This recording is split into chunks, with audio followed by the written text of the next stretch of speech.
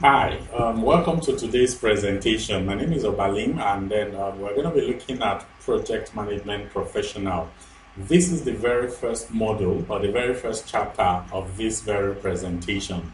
We're going to go through a whole lot of chapters, and for the purpose of this particular class, we shall be looking at the very first module. So the module we shall be looking at right now is project management framework. In this particular module, what we're going to do is basically to define key terms in project management. We shall be defining terms like project, and then also operations, and then of course program, as well as portfolio, and some of these other keywords we have in project management. So let's just dive in, and then you see exactly what I am talking about. First, we shall look at basic introduction about project management. So we'll talk about the Project Management Institute. I'm sure you've heard of the term PMI. PMI simply refers to Project Management Institute.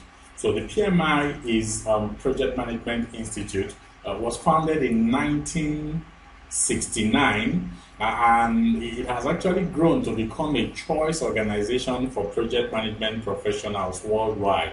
The PMI is arguably the most powerful project management body. In other words, this is the most recognized as well as one of the leading project management institutes across the globe. And as at this moment, the PMI has over 800,000 members that cuts across 184 countries. In other words, practically everybody in every part of the world, or rather the PMI has a member in practically every part of the world. And for you to, be able to register as a member, you probably would need to visit the PMI website, and the PMI website is simply www.pmi.org, and that's where you actually go for your PMP, or rather for your PMI registration, as the case may be.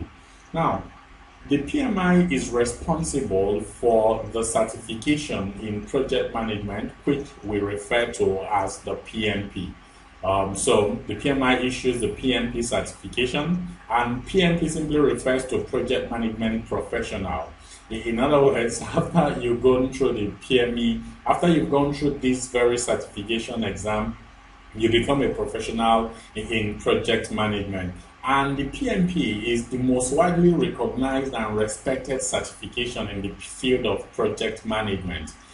That simply means that this is one of the most acceptable and then also recognized certifications in project management. The purpose and goal of the certification is the development as well as maintenance, evaluation, promotion, and administration of rigorous examination-based professional certification program of the highest caliber. The PMI certification exam is one of the top-notch certification exams you can ever write, and I can testify to that the PMI really does a good job in certification, and as much as possible, you may also discover that for you to get certified as a project manager, as much as possible, you need to go through this set of examinations. At the moment, there are about 723 or little over 723 PMPs. In other words, those who are project management professionals, there are about 723,000 of them globally. So you may want to be part of the big family by becoming certified, as the case may be. And that's the essence of this particular training, just as much as possible to see how we can get you certified at the end of the day. Now, this statistics is as at 31st of May 2016. What that simply means is that as at this moment, I'm sure the figure will be way more than 723,000 at the moment. And like I said, this is one of the fastest growing certifications globally. And that's to tell you that this certification is actually one that has a whole lot of recognition globally, and then also that everyone in project management might want to have. Okay, now we're going to be looking at specific set of eligibility or requirements that you need to be able to do the PMP examination, and that's essentially what we're going to be looking at next. So talking about requirements for the PMP certification or the test eligibility requirements, we are going to be looking at, a specific set of requirements. Here we have two categories. We have category 1, that is for those who have a baccalaureate or equivalent degree. For those who have a baccalaureate degree or its global equivalent, you will need a minimum of 4,500 hours of project management experience within the 5 process groups. Now, the 5 process groups are initiating, planning, executing, monitoring and controlling, and closing. What that simply means is that you should have spent at least 4,500 hours leading and directing project. This is part of the requirement. Then also another part of the requirement is you need to have at least 3 years of project management experience.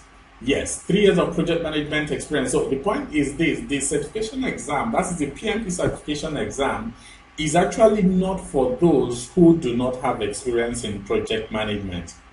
The exam usually tests, what you would do in a given situation. Both of the questions there are situational test style.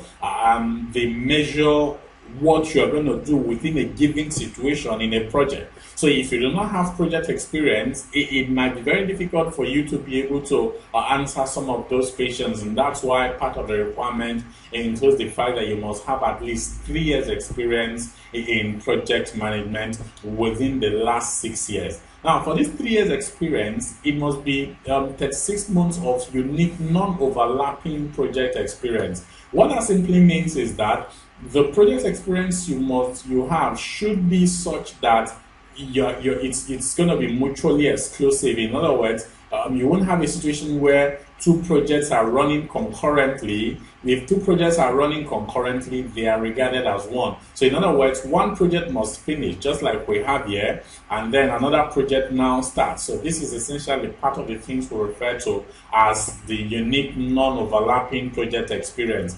So you must have to finish project A, like we currently have on the board, or you must have to finish project 1, and then before you now begin to do project 2. So at the end of the day, if, for example, project 1 lasted for 6 months, and then project 2 lasted for another 8 months. So these two in total will, be a sum total of 14 months, as the case may be, and that is what will count towards your certification. Otherwise, if you have a situation where the project experience running concurrently simply means that as you are doing project 1, then you are also doing project 2. In other words, both of them are running concurrently.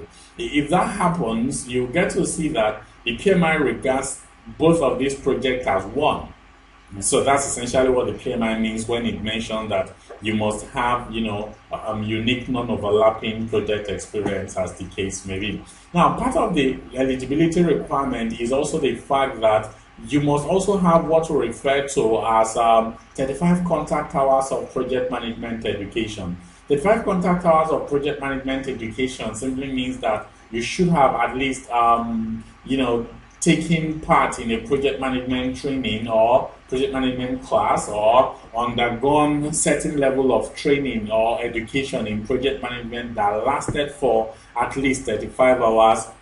This is part of the requirements to enable you to do the PMP certification exam. Now, if you do not meet some of these requirements, particularly if you do not meet the requirement of a baccalaureate or equivalent degree, for example, you have a high school diploma or its global equivalent. So if you have a high school diploma, what you're not going to need as part of the experience would be 7,500 hours of project experience, and then you would also require what we refer to as 5 years of project management experience within the last 8 years. And then don't forget the 35 contact hours of project management education, which is exactly what you're getting now. So these are the requirements for the PMP examination, and if you meet this requirement, then you're good to go. All you simply need to do is you visit the PMI website, like we discussed in the previous slide. PMI website is www.pmi.org,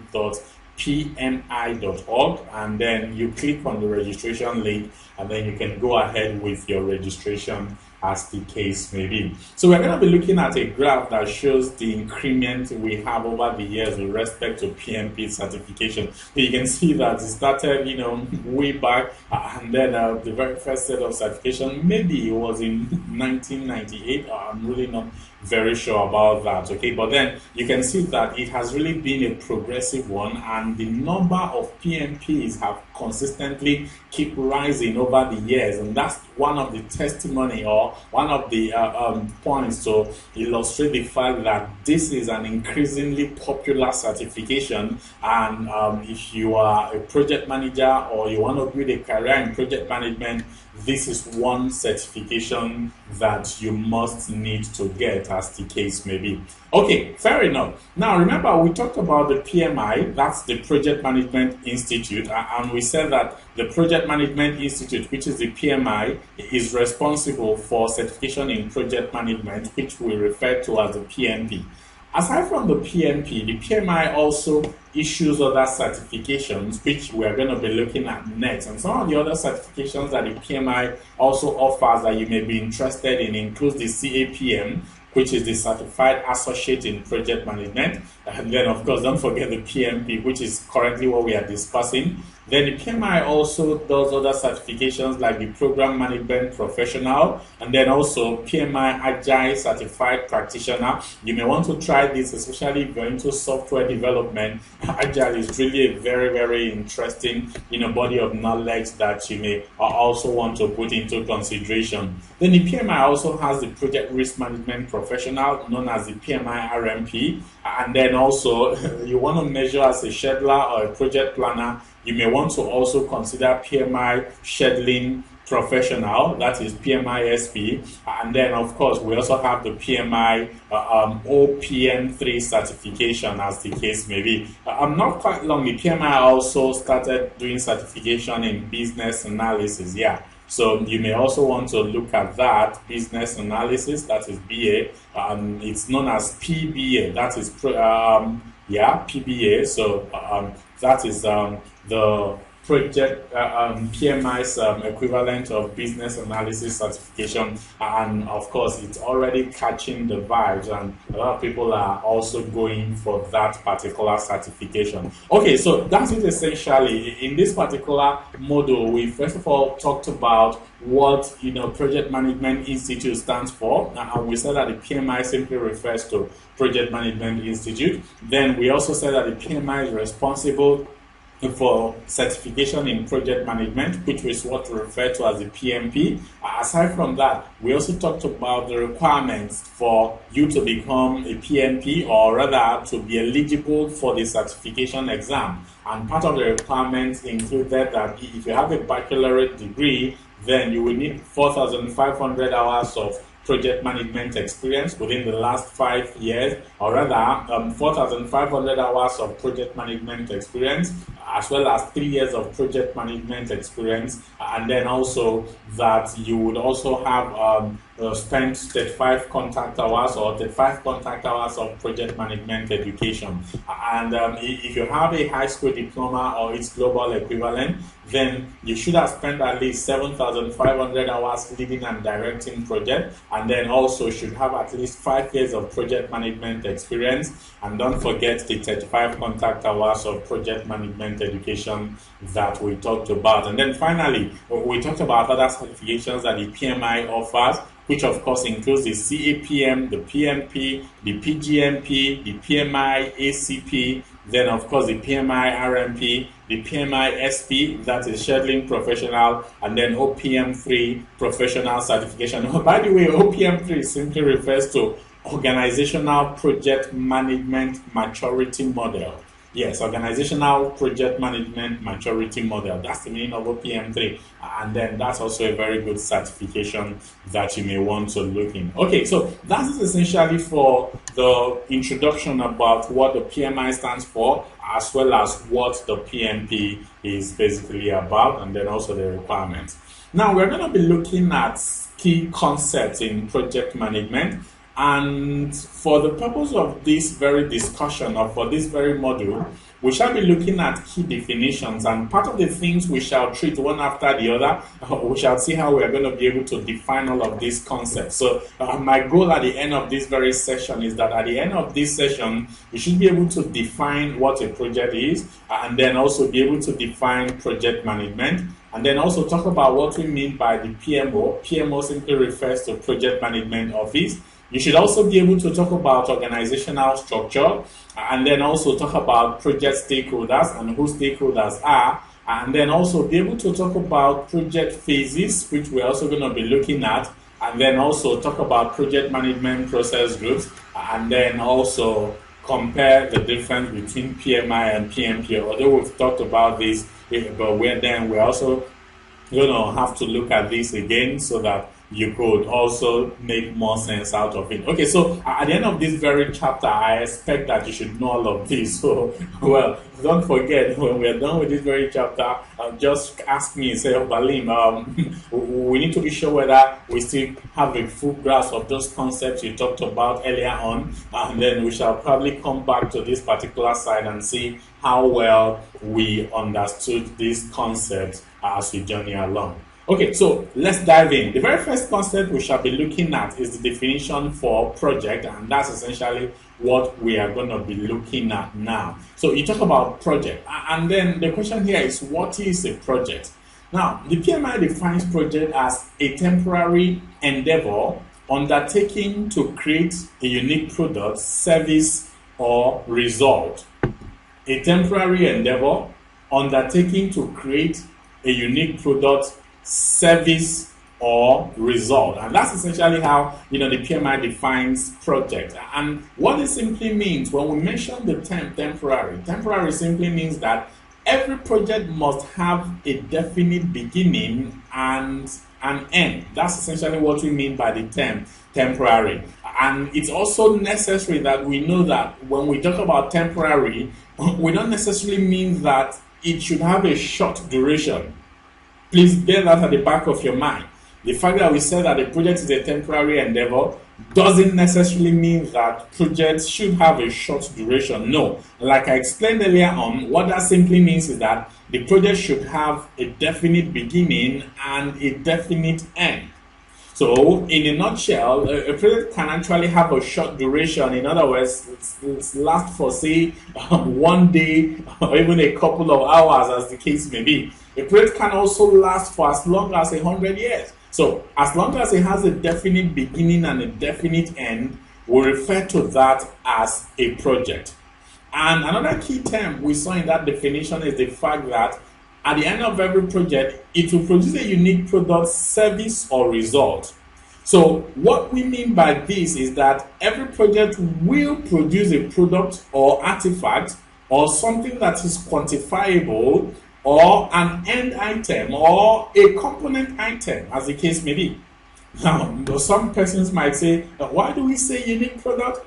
What if we do similar projects, as the case may be? Well, whether you do similar projects or not, the truth of the matter is that the point in time when a project produces a particular deliverable or outcome or result, whatever result the project comes up with, or whatever the final result is unique. Unique in the sense that it may not be there before, or it may be there, but not in the way we have currently put it in place. So that's essentially what we mean by the fact that every project creates a unique product, service, or result. And then also don't forget that for a project, it has to have the capability to perform a service, such as a call center. So a result such as research results or document, as well as an improvement in an existing product. These are specific examples of projects that we may possibly have, as the case may be. Okay, remember, we just talked about project, and we said that projects represent or refers to specific set of endeavors that is undertaken to create a unique product, service, or result.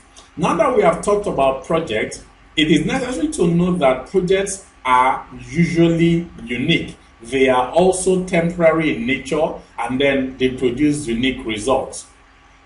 But then note that in organizations, there are things that organizations do that keep the organization running. In other words, there are certain things that the organization do that is quite repetitive, it's ongoing, and is not temporary, just like in the case of projects. So when we refer to those set of activities that are repetitive, ongoing, without an end in sight, in other words, are not temporary, that is what we now refer to as operations. So usually I tell people that operations is the reverse side of a project. Remember, we talked about project and we said that project is temporary. We also mentioned that project produces unique results. We also stated that project, as much as possible, is undertaking to create a unique product, service, or result. But when we talk about operations, we say that operations are ongoing, they are continuous, without an end in sight. And it's also necessary to note that operations are repetitive and then it produces the same result. So in a nutshell, if we talk about the difference between project and operations, remember, we said project is temporary, but then operations is ongoing. We also said that project has a definite beginning and an end, and then of course operations have no end in sight. We also stated that projects produce unique results, but then operations produce the same result. So talking about examples of operations, operations will include production, manufacturing, accounting, operations, and then we also talk about maintenance. All of these are things that one way or the other constitute operations. Projects help to achieve the organizational goals when they are aligned with the organization's strategy. In other words, in carrying out a project, one key thing we need to bear at the back of our mind is the strategy of the organization. So it doesn't make sense carrying out a project that we don't see how it will affect the project in any positive way. So that's why we say that it's necessary that the project be aligned with the organization's strategy. And then also, we also state that projects require project management, while operations require what we refer to as business process management or what we refer to as operations management, as the case may be. Okay, so we're going to be looking at specific set of examples using pictorial representations to talk about the difference between project and operation. So you can see this is a vivid example. Construction of a building, like we currently have on the slide, is a vivid example of a project. And then you have customer service or people who attend to customers. This is a vivid example of what we refer to as operations.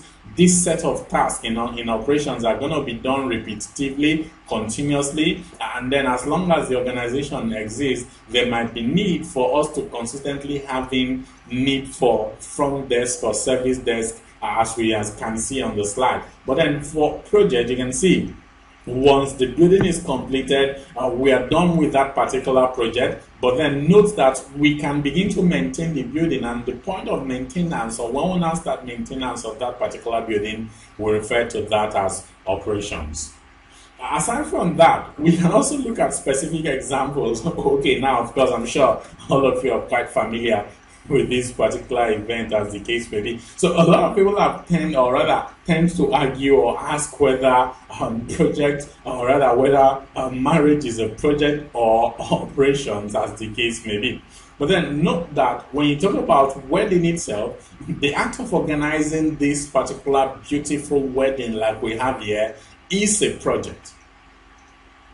But then your shopping, buying your groceries and all of that is basically what we refer to as operations. As much as possible, marriage is not what we do repetitively, or rather, wedding is not what we do repetitively, continuously. As much as possible, we hope to get wedded once and for all. In most cases, that is, most people's dream, as the case may be. And that's why we say that wedding ceremony, like we currently have, is a project. And then, of course, your shopping is part of what we refer to as operations. Another example of the difference between project and operations, a particular endeavor to land man on the moon, like we currently have, could be considered a project. And then, of course, serving as a waiter in a restaurant can be considered as operation. So the lady over here is actually doing an operational activity, as we can see in that particular picture. For us to have a project, there are specific things that give rise to project. In many cases, before a project can be undertaken, it is usually giving rise to their certain set of items, or there are specific things that give rise to project. And some of the things that give rise to project could include what we refer to as market demand. There could be a yearning for that particular product, as the case may be. For example, you can have a situation where people want, alternative power supply, the greener energy, as the case may be. All of that is what we refer to as market demand, and market demand in many cases can give rise to project. Project can also come as a result of strategic opportunity or business need. Remember, when we talk about strategic opportunity, you're talking about positives that are within any economy or geographical space that we can take advantage of. That's basically what we refer to as strategic opportunity. A good example could be availability of internet services, and then also another example could also be availability of relevant technology, as the case may be. So these are strategic opportunities that we can actually take advantage of and can lead to a project, as the case may be. Project can also come as a result of social need. Of course, sometimes we undertake project in order to accomplish certain social accomplishments. For example, it could be, let's say, for example, donating or coming up with specific set of projects for a community that lacks electricity, for example, and we decide as an organization to provide them electricity, or we decide as an organization to provide them with pipe-borne water, or we carry out a particular initiative to roll back diseases, for example, malaria. All of that is what we refer to as social need, and this can give rise to project. Project can also come as a result of environmental consideration. Yes, of course, we can undertake projects, in order to reduce pollution, or because we want to have cleaner source of energy, as the case may be, or we want to control erosion, or probably you want to control flood. So we can also have projects that come as a result of ecological consideration.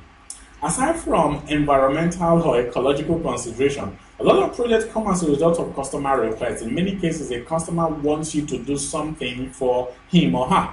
So if a customer requests for a particular item, for example, a customer says, I need you to build me a house, that's a project. Or I need you to design me a software, a customer relationship management software, that's a project. So project can come as a result of customer requests. Now, a lot of projects also come as a result of technological advance. Technological advance now includes the fact that we have enabling technology, enabling infrastructure, and then as a result of that, it creates specific set of opportunities that can give rise to certain projects. And don't forget, we can also have projects that come as a result of legal requirements. So legal requirement could include the law of a nation or a government, as the case may be, comes up with a regulation that as much as possible, we should put certain things in place. And that's essentially a vivid example of projects that can come as a result of legal requirements. So we said that these are things that can give rise to project. Project can come as a result of market demand. Project can also come as a result of strategic opportunity or business need. And then we also stated that project can come as a result of social need or environmental consideration, or what we refer to as customer request. Project can also come as a result of technological advance or legal requirements. In project management, we're going to be looking at what we refer to as constraints.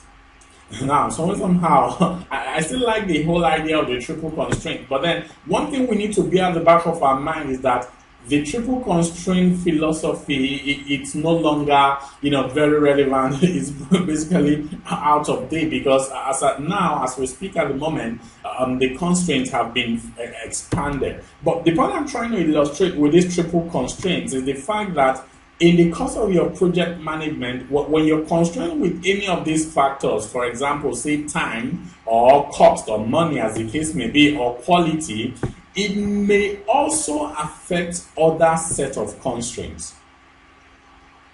So this is basically what we refer to as the project management triangle, and the project management triangle simply refers to what we refer to as the triple constraint, and the triple constraint basically referred to as the constraint of time, and then of course cost, or what we refer to as money, and then also what we refer to as quality.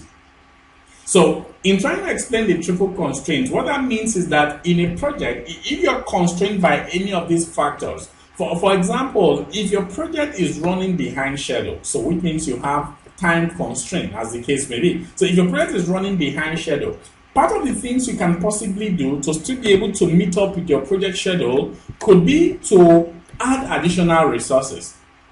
In other words, you put in additional hands in order to hasten or to speed up the work. If you put in additional hands or adding more resources, you may discover that because you're adding more resources, it will increase your cost, because you're going to be paying the resource persons whom you're going to be adding for the purpose of this project. And then you can also decide to do what we refer to as fast tracking.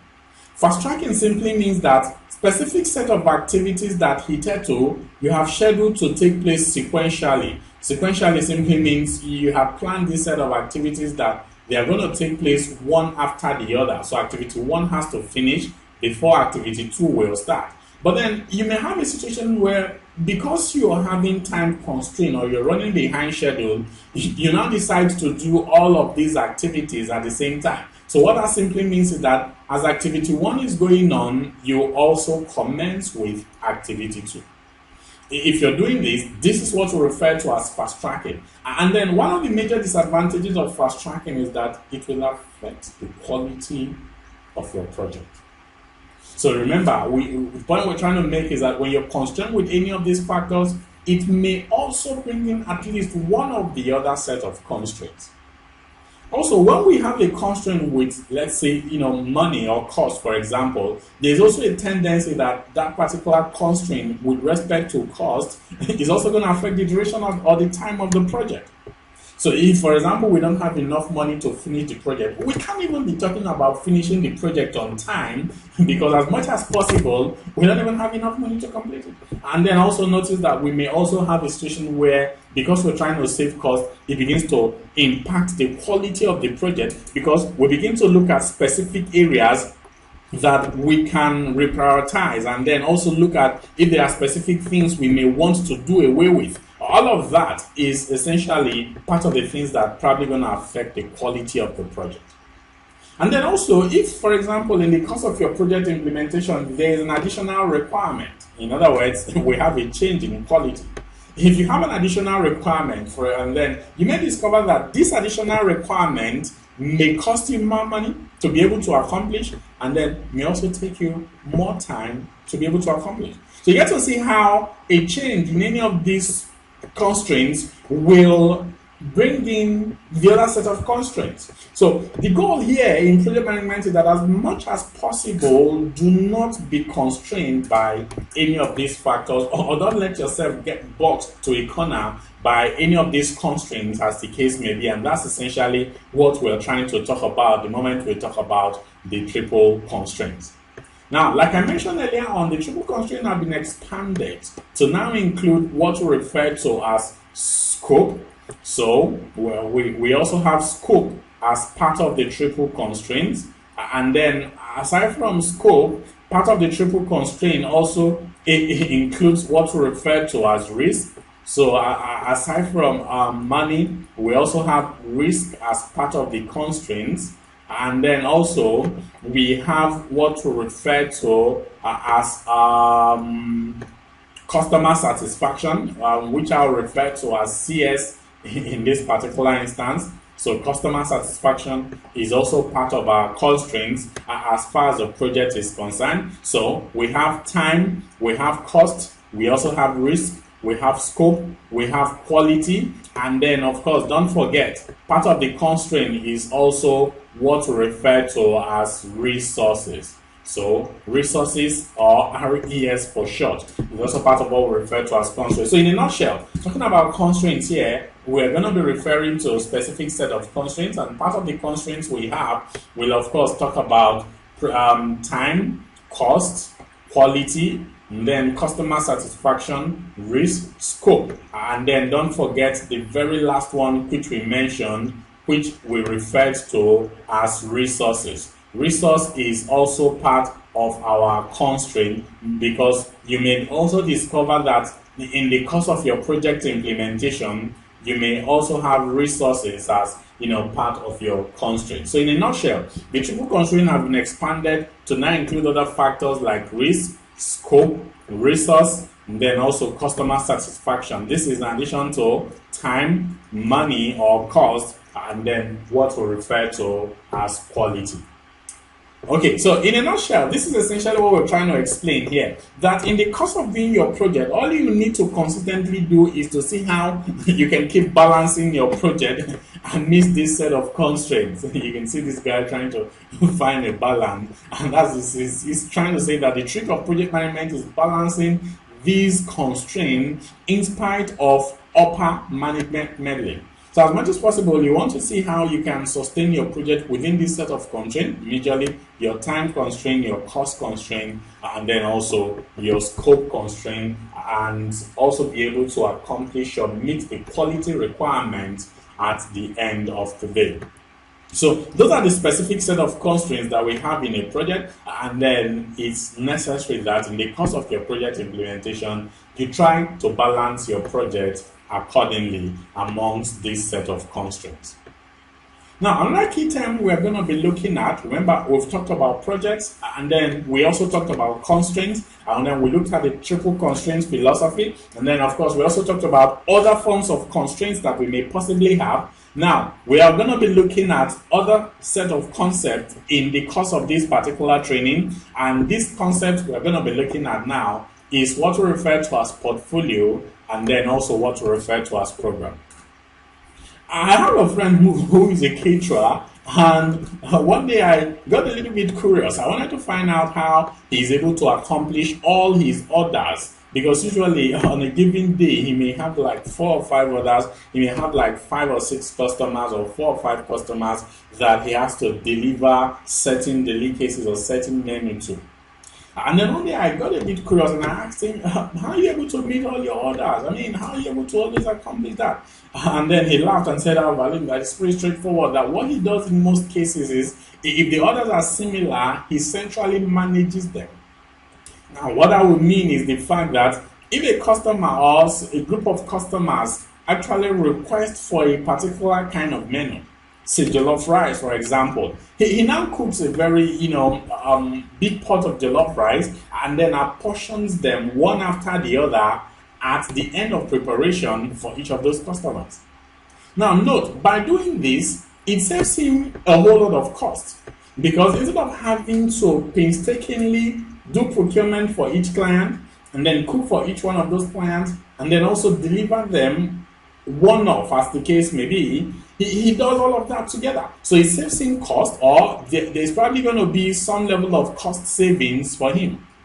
Another advantage of doing this is that it may also save him time, because it probably would take less time, preparing all of those items together as against doing them one after the other. And then don't forget that it also saves him what we refer to as resources. So he may also have need for less resources than he would ordinarily have if he was actually trying to cook all of those things one after the other, as the case may be. Okay, so don't mind my writing though, because I'm using the mouse and it's a little bit difficult for me to be able to do that. But of course, remember, we said it will save him cost, it will save him time, and then it will also save him some resources. So managing group of related projects as a whole is what we refer to as program management. In a nutshell, program simply refers to group of related projects that are centrally managed. Again, we said that program refers to group of related projects that are centrally managed. And then remember, a group of related projects make up what we refer to as a program. And then both project as well as program make up what we now refer to as portfolio, which is what we have at the topmost part of our grade.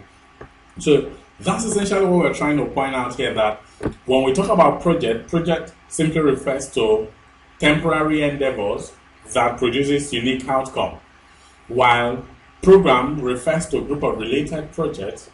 And then talking about portfolio now refers to a combination of projects, programs, and then also other portfolios. So sometimes within a portfolio, you can have what we refer to as sub-portfolios. So you can see from this particular diagram, like we have on the board, that at the base of it all is what we refer to as project. So you can see this is a project, this is a project, this is a project, and then this is also a project, as the case may be.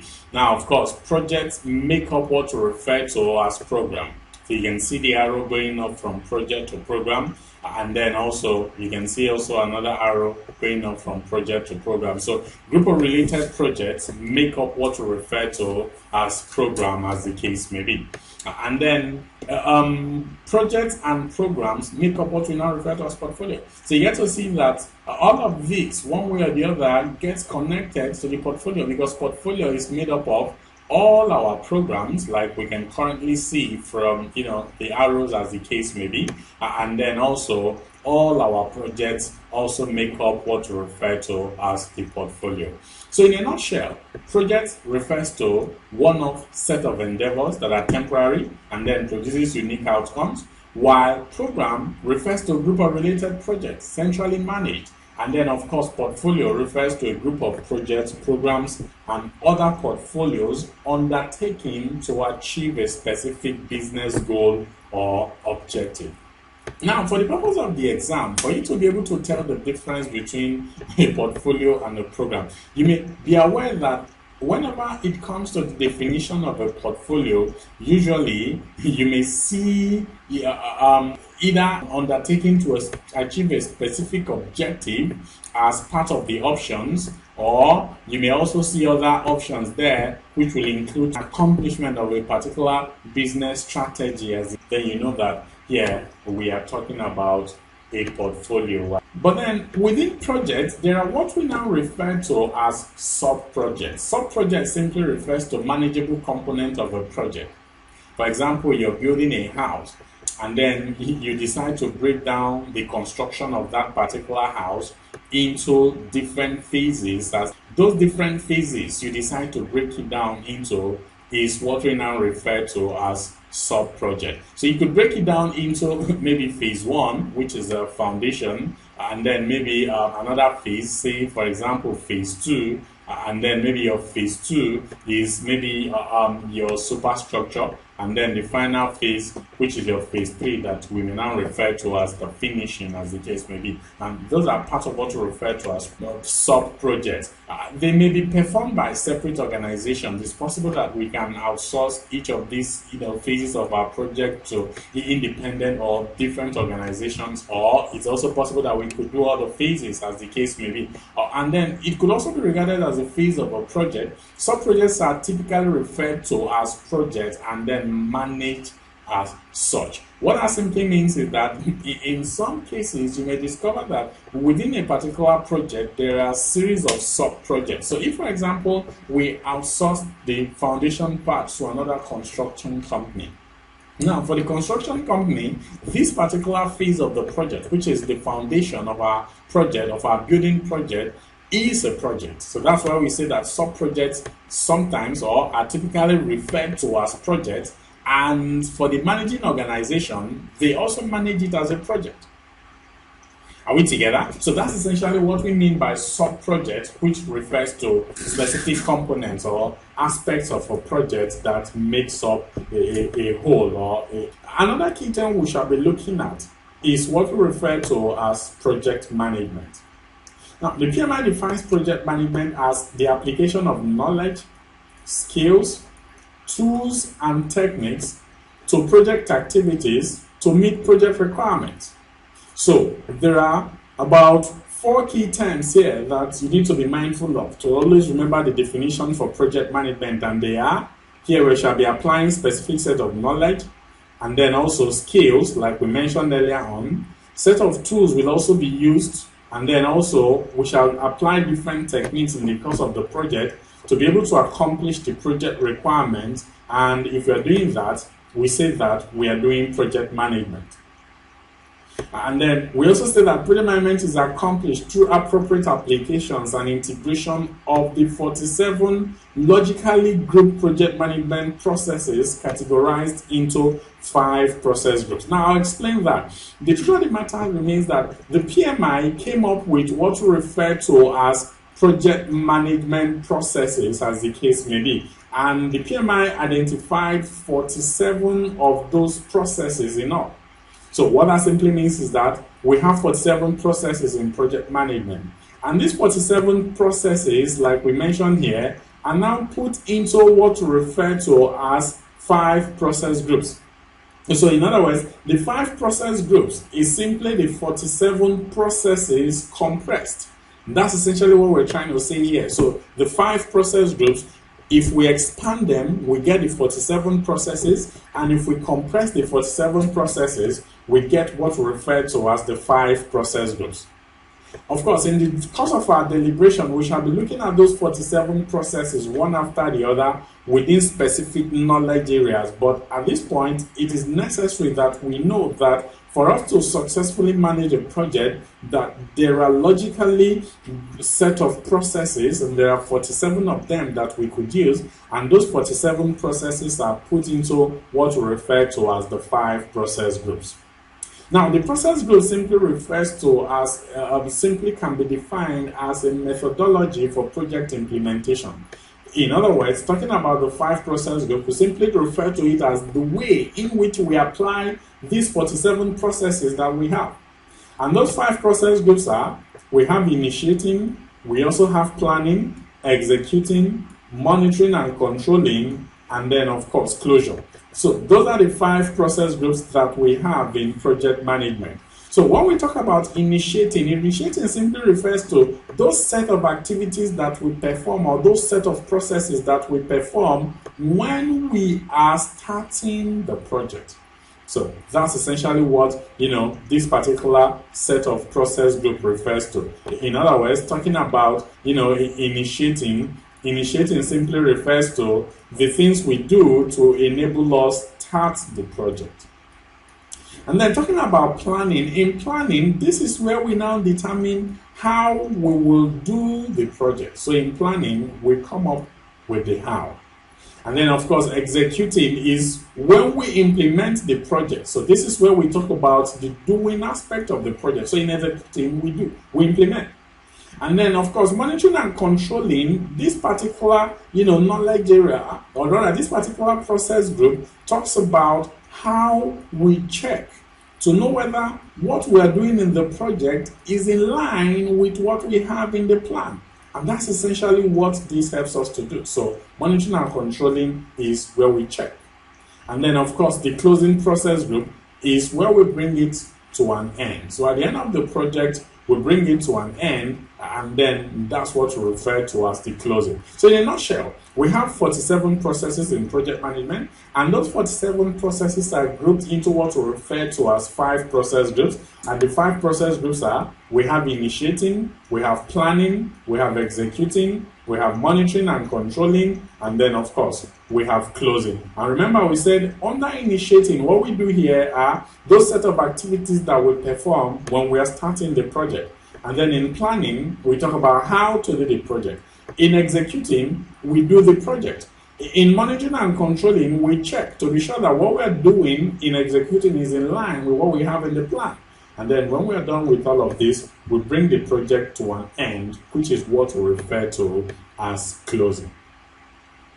Now, of course, we're going to be looking at, this set of process groups again in the course of our deliberation. But then it is nice to say that usually a lot of people have their own concepts of, who a project manager is, or, what a project manager does.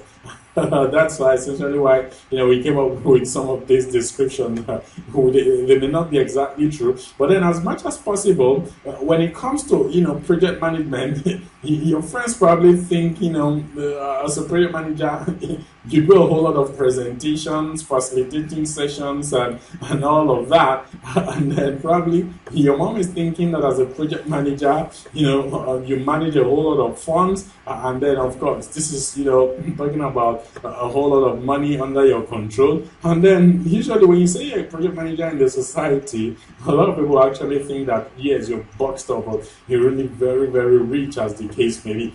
And then when you say you're doing project management, this is the perspective that your boss has. A whole lot of reports, charts, and diagrams, as the case may be. And then for you, looking at project management, you may look at it as a series of activities that are so disparate, and then has to do with a whole lot of multitasking.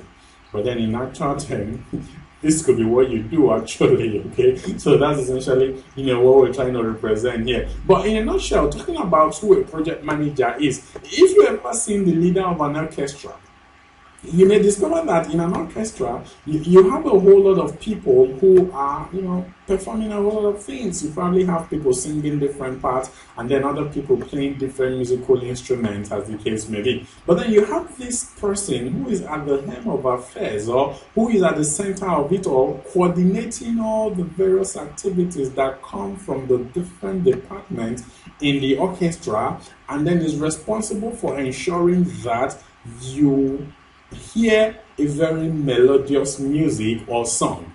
That individual can be referred to as a project manager. For me, I would say that the project manager, or rather the leader of the orchestra, is a very good illustration of who a project manager is. So for a project manager, you, as much as possible, manage a whole lot of processes, and then also manage a whole lot of resources, and then of course you channel all of that towards being able to accomplish the project goal. And that's essentially what a project manager does. Now, we've talked about project management, and then the next definition we are going to be looking at is what we refer to as program management. If you paid attention earlier on, remember how we define program? We said that program is a group of related projects, and then of course centrally managing this group of related projects is what we now refer to as program management. So for us to have a program, the project must be related. And then we say that as much as possible, projects that are related through common outcome or collective capability is what we refer to as program. Now, focus on project interdependencies and help determine the optimal approach for managing them. These are some of the things that program management helps us to do. And then it also helps us to determine interdependencies such as resource constraints, and then also aligning organizational direction, and then resolving issues, as well as change management. These are some of the things that program management helps us to do. Another key term we shall be looking at in our deliberation is what we refer to as the Project Management Office, or the PMO. In a nutshell, talking about the Project Management Office, the Project Management Office is simply refers to as a unit within an organization that has a responsibility of managing projects. That's what we refer to as a project management office. It could be a unit. It could also be a department within the organization. So the PMO can actually be a unit within the organization, or a department within the organization that has a responsibility for managing projects. And then some of the things that the Project Management Office does will include the fact that they provide training, and then also enterprise-wide project management software, and then also helps to coordinate overall project quality standards. The Project Management Office may also have the authority to act as an integral stakeholder or key decision maker throughout the lifetime of a particular project. So you get to see that the Project Management Office is actually where the project manager comes from. So in most cases, when the project manager has specific set of challenges in the course of implementing a project, the project manager runs back to the Project Management Office or refers to the Project Management Office for direction, and then probably some level of assistance as to how to move forward. Now, talking about the Project Management Office, we have different types of Project Management Offices. We have what we refer to as the Supporting Project Management Office. We also have what we refer to as the Controlling Project Management Office. and then of course the Directive Project Management Office. So in a nutshell, we have three major types of PMO, and they are the Supporting Project Management Office, then we have the Controlling Project Management Office, and then we also have what we refer to as the Directive Project Management Office. Now, just like the name sounds, a supporting PMO is just there to give support to the project manager to enable the project manager successfully do a project. And that's what a supporting PMO does. So if we're running this type of project management office, what happens is you have a situation where a project manager is brought in, and then we give the project manager all the requisite support that he or she needs to be able to implement a project. We give him the supporting software, the supporting templates, the tools, the policies, and then probably every information that the project manager would need to successfully do a project. And that's what we refer to as a supporting project management office. The next is the Controlling Project Management Office. Remember, another word we can use for controlling is the term check. So what a Controlling Project Management Office does is they come in with some level of checks and balances. So it's not just enough to give your PMO, or rather your project manager, requisite support to do a project. It's also necessary that in the course of the project implementation, we have review sessions. So one day or once in a while, we take a review at what the project manager is doing or has done and be sure it's in line with the goals of the organization, and then also in line with the project stipulations. And then the final type of project management office is what we refer to as the Directive Project Management Office. So the Directive Project Management Office takes total accountability for implementing a project. So they are totally accountable for carrying out a project, and that's what we refer to as the Directive Project Management Office. They take total accountability for project management. So if you're running a directive PMO here, what happens is the project management office is responsible for appointing a project manager, and then also takes total responsibility for implementation of that particular project, owns the outcome, and then also ensures the success of that particular project. And that's essentially what we refer to as directive PMO. So in a nutshell, we have three types of project management office. We have the Supporting Project Management Office, we have the Controlling Project Management Office, and then of course finally we talk about the Directive Project Management Office. So you may discover that in all of this we have said, in carrying out a project, you may have a situation where you have specific set of directives going from one level to the other. We may have about 4 levels here. So we have at the very top what we refer to as the board, or you talk about senior management. Talking about the board or the senior management, these are a set of individuals who run the organization or own the organization. Now usually when there's a project to do, the board refers that particular project to the project management office. That is our PMO. Now, the PMO appoints a project manager to handle that particular project. So this is where the project manager comes into place. And then, of course, the project manager now sets up a project team to implement that particular project. So when the project manager is appointed, he is responsible for setting up a team to enable him or her implement that particular project. So what that means is that in the course of the project implementation, the team reports to the project manager. Maybe it could be a daily report. The project manager reports to the project management office. So you may have a particular set of reports going upwards to the project management office, to the project manager. So what happens is the project manager collates the report of the team members maybe on a weekly basis and sends to the project management office and say, as at this moment, this is the status for this very project. And then don't forget, the project management office reports to the board or senior management as to the status of that particular project. So this could be either 2 weeks report or a monthly report that states the status of the project. So when it comes to directive project management office, this is essentially how it tickles down and then how project is managed. So you get to see that the project manager will be responsible for managing the project. The team members will be responsible for the deliverables.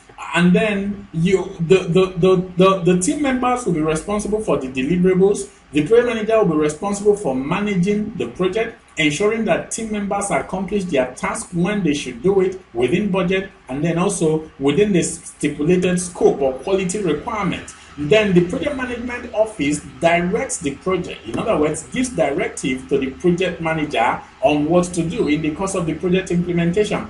And then, of course, the board is now the owner of the project, or those whom we are doing that particular project for. So that's essentially how project is managed in a directive project management office. Talking about the project manager, the project manager performs a whole lot of roles. Remember, when I was trying to describe the project manager initially, I told you that the project manager is more like the leader of the orchestra. Okay, that's just taking it literally, but the point we're trying to make is that the project manager is responsible for coordinating a whole lot of activities and then also trying to put all of that together to achieve a common goal. And that's essentially what the project manager does. So the project manager, in addition to all of this, will be responsible to meeting or satisfying needs, as well as task needs, then team needs, and then individual needs to be able to accomplish project objectives or goals. So to enable you do this set of activities, or to enable you carry out these functions of a project manager, it is necessary that you have certain skills. And therefore, here we're going to be looking at some of the skills that the project manager should have. This is quite necessary, especially for the purpose of the exam. And then the skills the project manager could have or should include what we refer to as leadership skill. And then, of course, we talk about team building skill, then motivation skill, communication skills, influencing skills, decision-making skills, political as well as cultural awareness, and then, of course, ability to negotiate. And then, of course, we also talk about trust building, conflict management, and ultimately coaching. These set of skills are very necessary to enable you successfully implement a project. If you cast your mind back to how we define project management, remember, we mentioned 4 key terms. We said that project management has to do with applying knowledge, skills.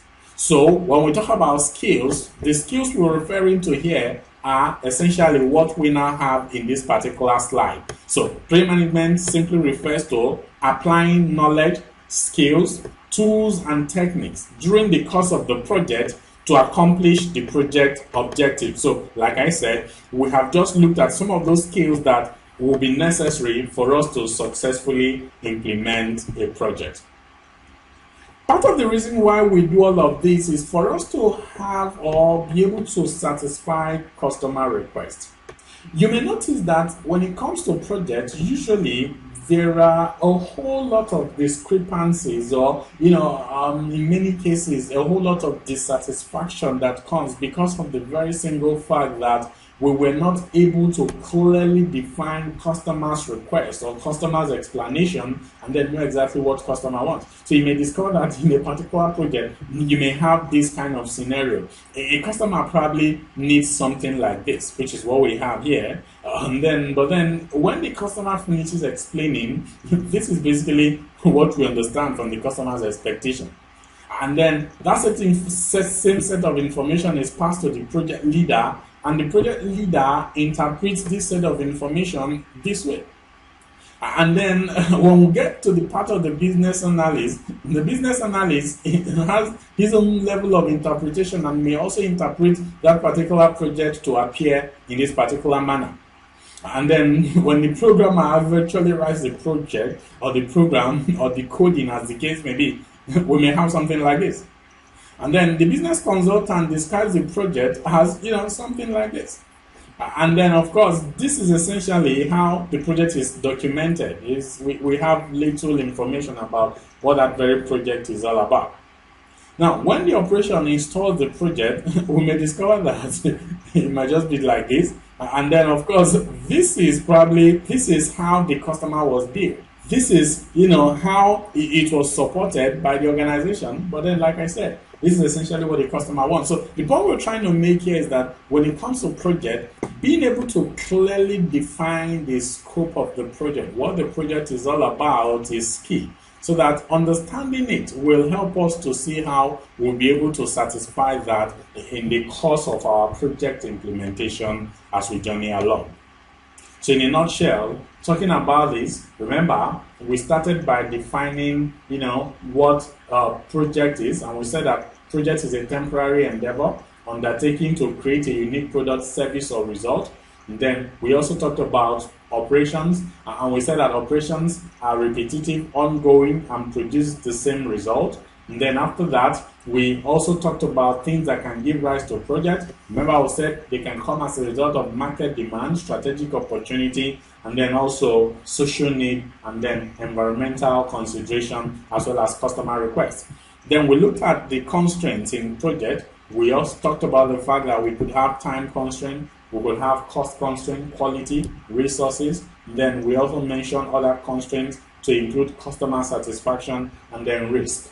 And then we also took it further to explain the difference between project, program, and then portfolio. And we said that program is a group of related projects, while portfolio simply refers to a combination of project programs and other sub-portfolios undertaking to accomplish a specific set of business goal or objective. We also define project management as applying knowledge, skills, tools, and techniques to accomplish project activities or project requirements. And then finally, we talked about project management office, and then after which we also discussed the role of a project manager. The next, we're going to be looking at what we refer to as organizational structures. Organizational structure simply means how people are grouped within organizations.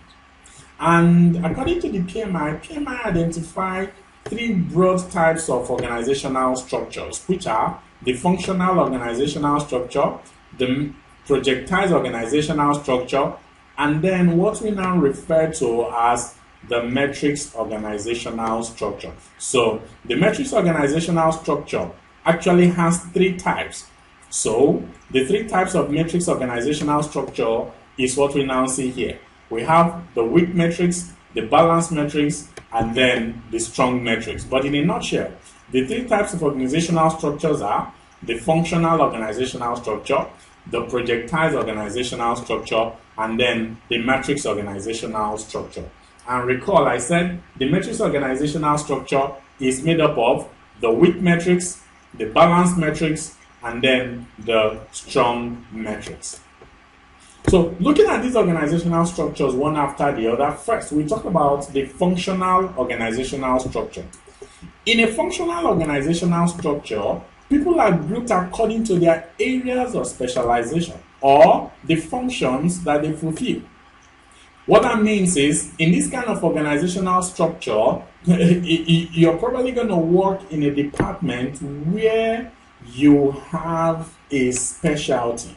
That's why we say that people are grouped according to their areas of specialization. So as an accountant, you may possibly work in an accounting department, or someone who has experience in accounting would work in an accounting department. So this is a vivid example of a functional organizational structure where staff or people are grouped according to their areas of specialization. So, and a functional organizational structure is headed by what we refer to as a functional manager. So this set of functional managers could head different units within the organization. For example, you can have the accounting department, you can have the IT department, you can also have the operations or marketing department, and then accounting department is probably headed by the chief accountant, and then the chief financial officer. The marketing department is probably headed by the marketing manager, and then the operations department is headed by the operations manager. So all of these set of individuals that head the different departments are the set of individuals we now refer to as the functional managers. And then remember, staff members who work in this kind of organization will work in their areas of specialty, and that's essentially what we have playing out here. So in a functional organizational structure, you may have noticed that here we do not have a whole lot of emphasis on projects. So what we do here is more of project coordination, not necessarily project management. So what happens here is we appoint someone who we now refer to as a project coordinator or project arbiter or expediter. A project coordinator or a project expediter simply refers to as an individual who is an arrowhead for a project which exists within a functional organizational structure. Arrowhead simply means that this project coordinator cannot take decision on a project. When a decision is to be done on any given project, the coordinator has to refer to a specific functional manager of that particular unit before that particular decision can be taken. And that's a vivid example of a functional organizational structure. Aside from the functional organizational structure, remember, we also have the projectized organizational structure. In a projectized organizational structure, people are grouped according to projects. So what you see here is you're going to see different projects. For example, the road project, the building project, house project, and then, probably bridge project. And then you have different team members who work within each of these project teams or within each of these projects. That's essentially what we have in a projectized organizational structure. So in a projectized organizational structure, you can see that each department or each project department is headed by the project manager. Now, the project manager can take decisions on a project and then also is the final decision maker when it comes to that particular project, or has absolute authority with respect to a given project. And that's what is obtainable in a projectized organizational structure. Remember, we also talked about the last part, which is the matrix organizational structure, and we also talked about the matrix organizational structure. One thing you need to know about the matrix organizational structure is that it tries to combine the advantages of both the projectized as well as the functional organizational structures. So the matrix organizational structure is more or less a hybrid or a combination of the projectized organizational structure as well as the functional organizational structure. So we shall be looking at the very first type of matrix organizational structure, and that's what we refer to as the weak matrix organizational structure. Now, note that in a weak matrix organizational structure, it looks so much like a functional organizational structure, because here you still have different functional departments that are headed by a functional manager. But then what happens in a weak matrix is you now have a situation where staff members are appointed as project coordinators as against functional managers like we have in a functional organizational structure.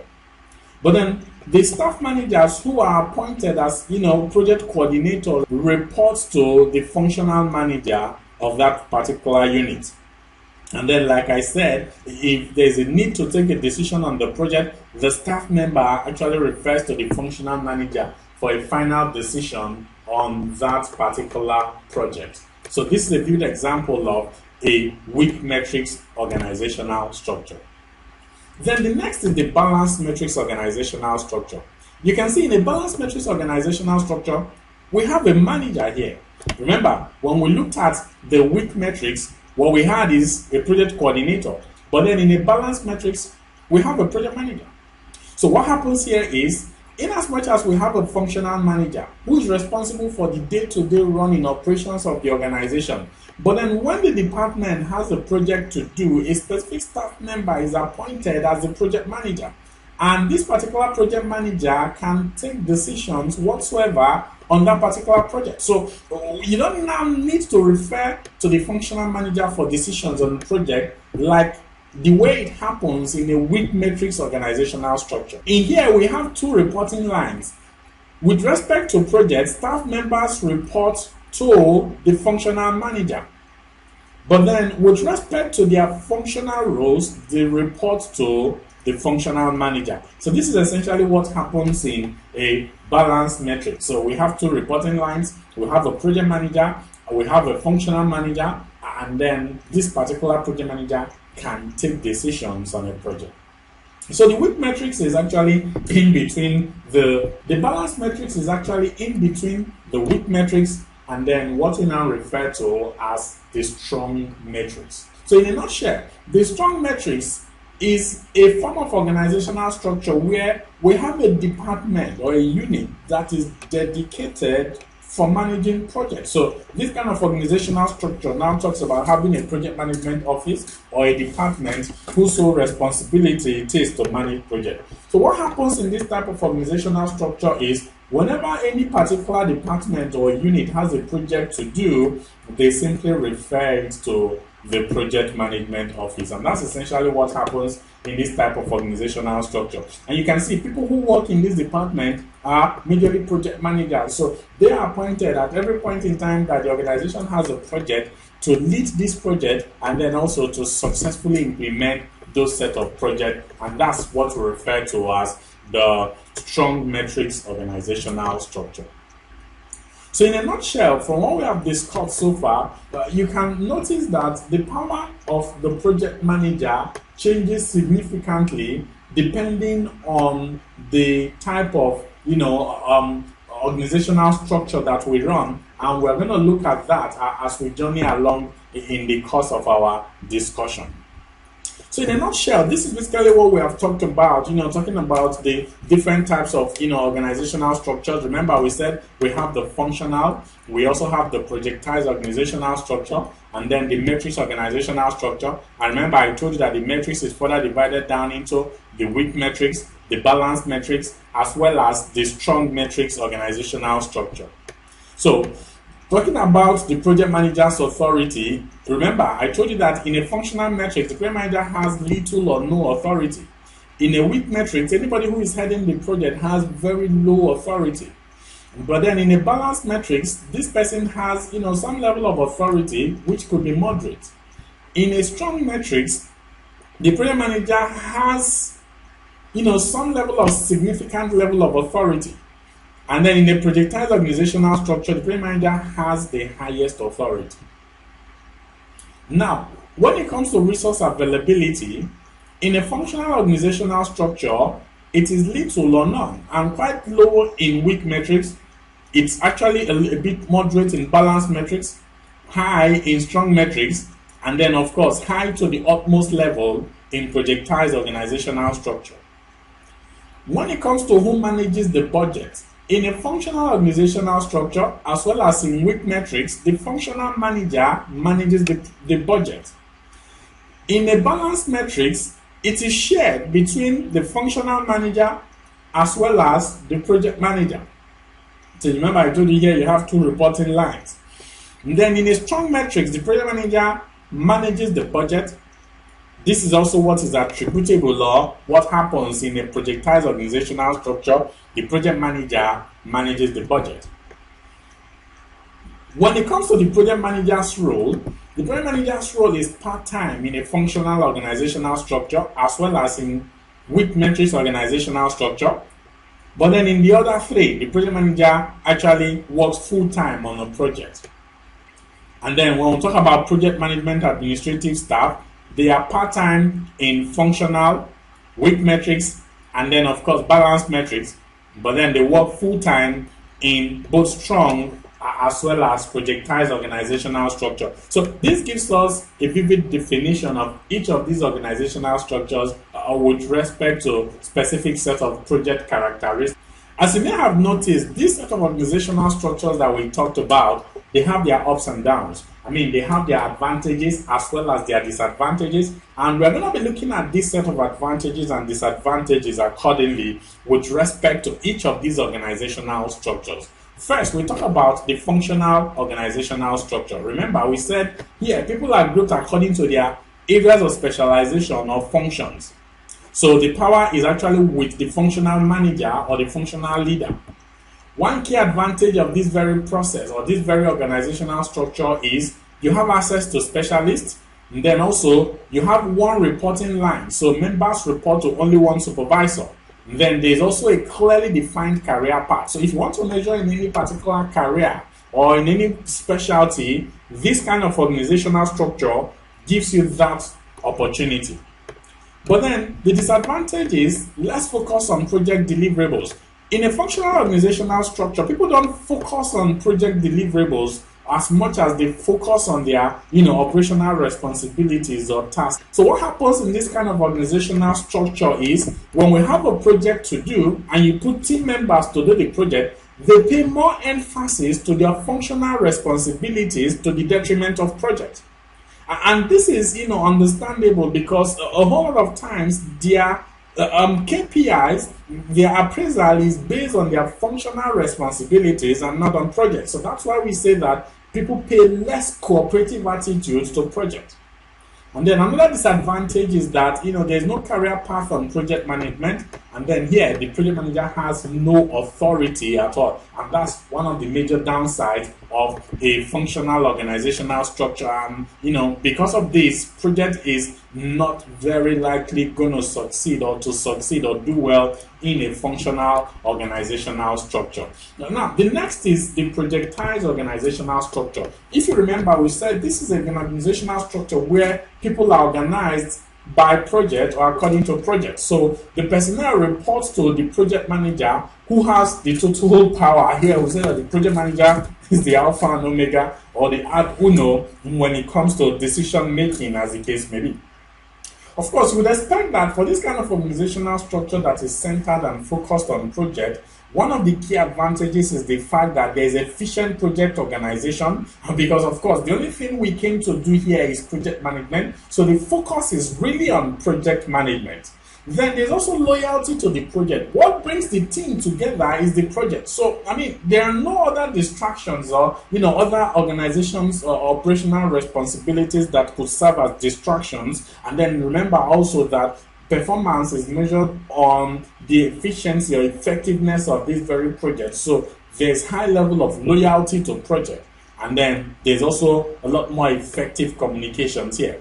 But one of the major disadvantages is that there is no home after the project is completed. Okay, I'm going to explain that. Now, that doesn't mean that after a project is done, team members, don't have a home or don't have, loved ones to go back to. No. That's not what we're saying here. What we're saying here is that at the end of the completion of the project, there is no department or unit to go back to.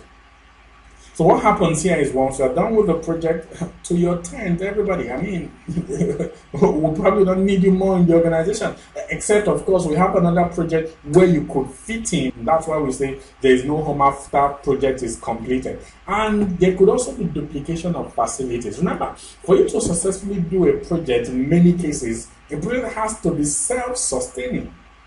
And if it has to be self-sustaining, it means that we need to provide the project team with all the resources they need for that very project.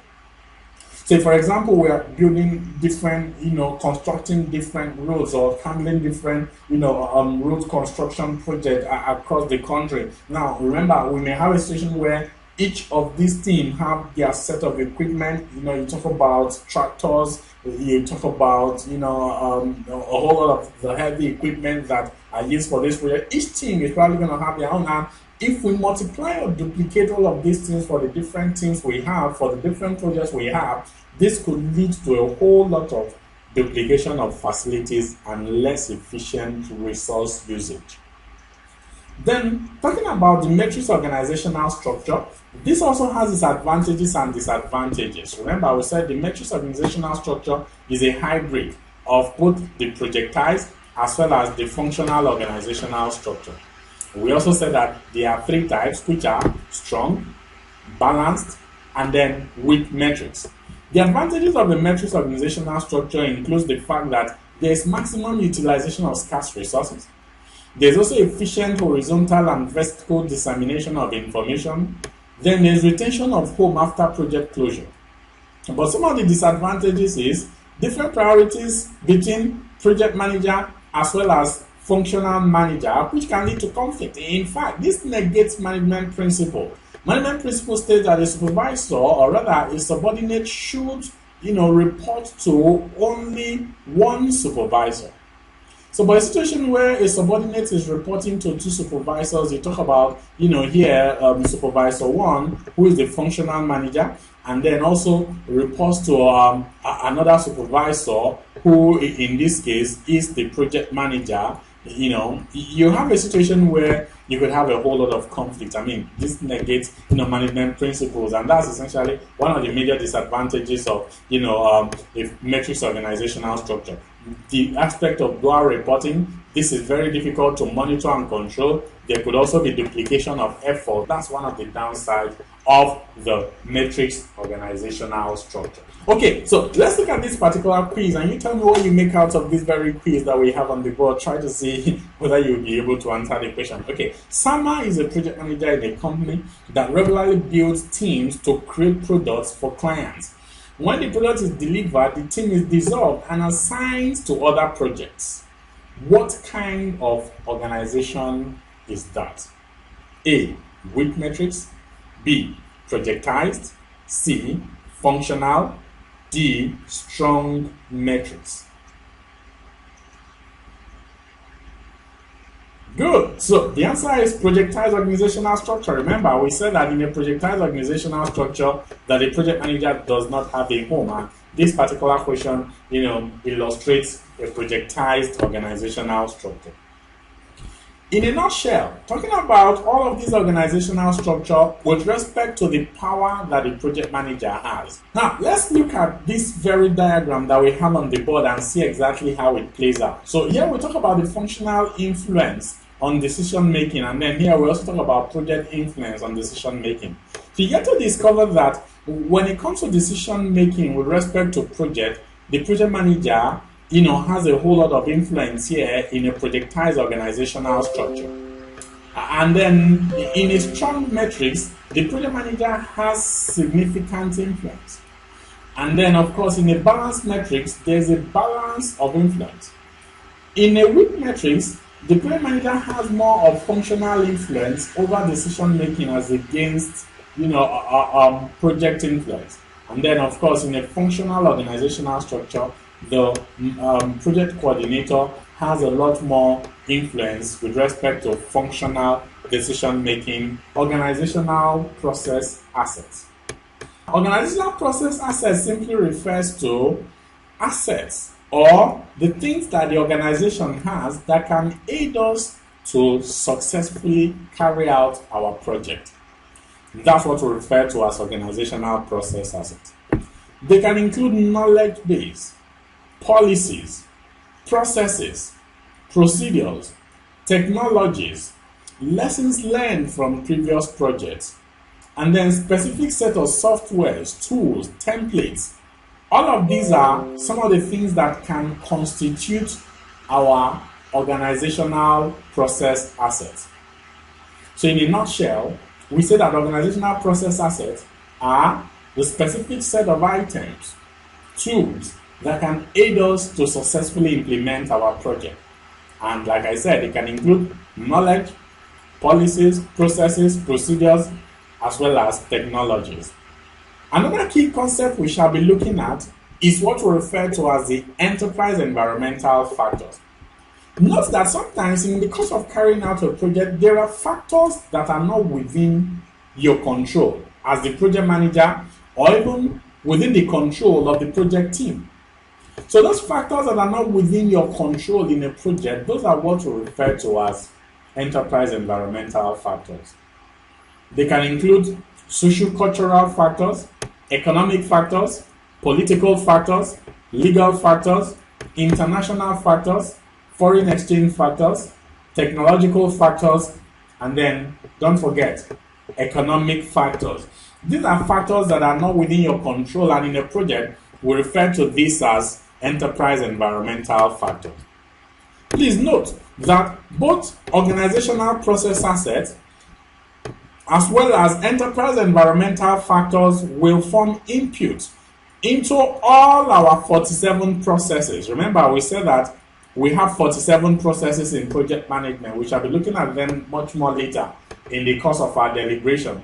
But the point I'm trying to make now is the fact that these enterprise environmental factors and organizational process assets will form an input into all our 47 processes, and we're going to see how all of that plays out as we journey along in the course of our training. Okay, so we have a question here, a little bit of quiz, and it says, Which of the following is not part of the enterprise environmental factors? A. Lessons learned from previous projects. B. Knowledge of which departments in your company typically work on projects. C. Work authorization system. D. Government and industry standards that affect your project.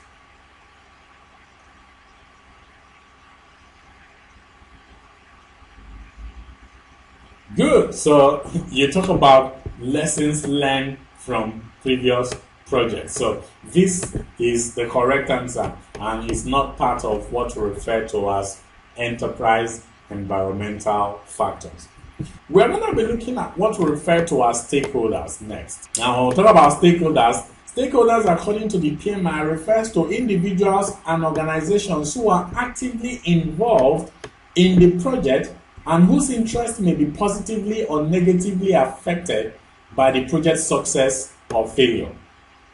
In a nutshell, when we talk about project stakeholders, we have what to refer to as the triple I's. So yeah, the triple I for iron. So we say that project stakeholders simply refers to folks who are either interested, impacted, or involved in your project. That's what we refer to as a triple I, and that's one of the easiest definitions you could possibly use to define project stakeholders. Folks or organizations who are either interested, impacted, or involved in your project. So if you look at the definition for stakeholders, you can see that it captures this triple I. Remember, it says it's individuals or organizations who are actively involved in the work of the project, which is the first I, that is involved, or whose interests may be positively or negatively affected by the project's success or failure. So you talk about interest. When you talk about the effect that it could have on those set of individuals, that's what we refer to as impacted. So in a nutshell, we say that stakeholders are folks who are either interested, impacted, or involved in the work of our project. Example of stakeholders, but then make no mistake about it. I mean, the list could be a lot more than what we currently have, but stakeholders can include: one, you talk about the project manager, the customer, your performing organization workforce, then your project sponsor, then of course, project manager is responsible for managing the project, the customer uses the product or the service that the project produces, the performing of organization, in most cases, enterprise that does the project, and then the sponsor. Here you talk about the financier or the individual who provides the financial resources in a given project. So still talking about project stakeholders, this is also how stakeholders play a vital role in the course of a project life cycle.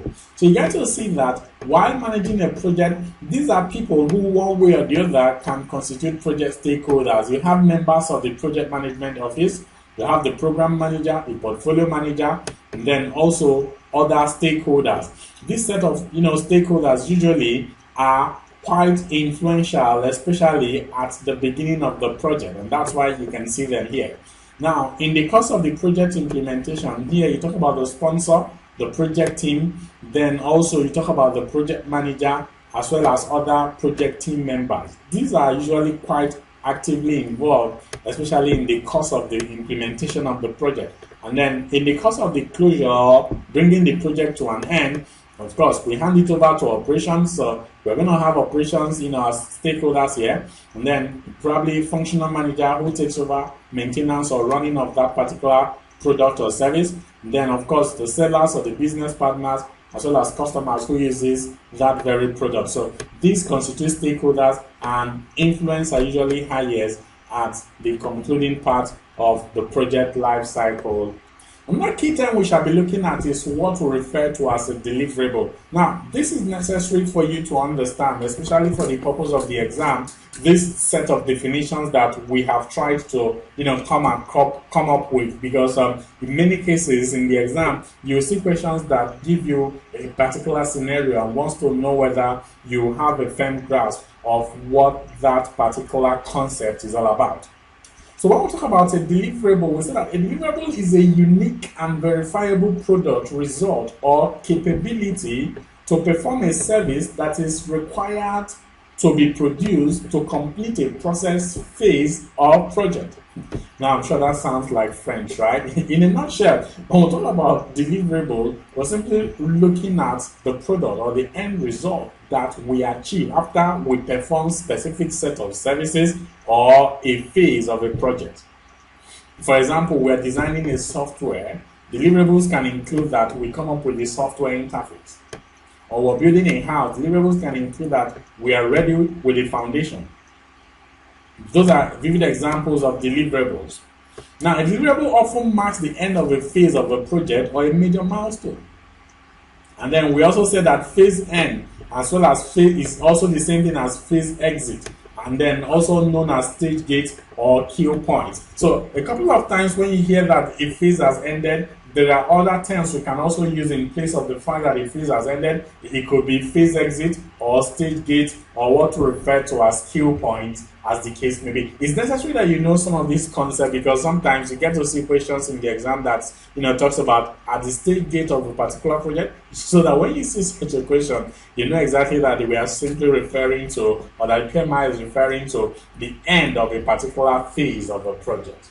Okay, now this particular graph shows us exactly how cost and staffing levels change across a project life cycle. As you can see, this is the point where the project starts. That's what we refer to as the initiating. Then this is the planning point. Then of course, this is the executing point. Then we also monitor and control in the course of the executing. And then this is where we bring it all to an end, which is what we refer to as the closing of the project. If you remember our 5 process groups.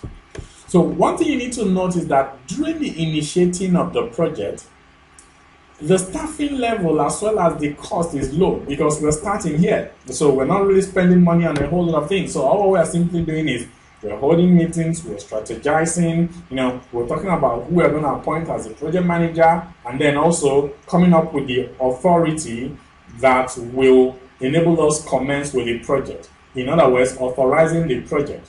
So at the end of the initiating or the starting of the project, the output we get is what we refer to as the project charter. In other words, when we finish initiating the project, we develop a document which we refer to as the project charter, which is the document that formally authorizes the project.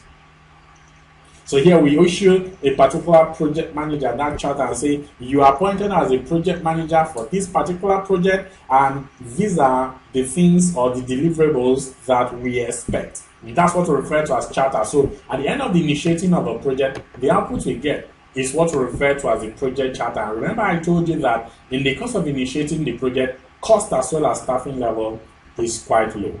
Now, once the project charter is issued, it means that the project has been born, and then the project now starts officially. And then the moment the project commences, the next thing that we do is we plan the project, and that's essentially what this particular region represents.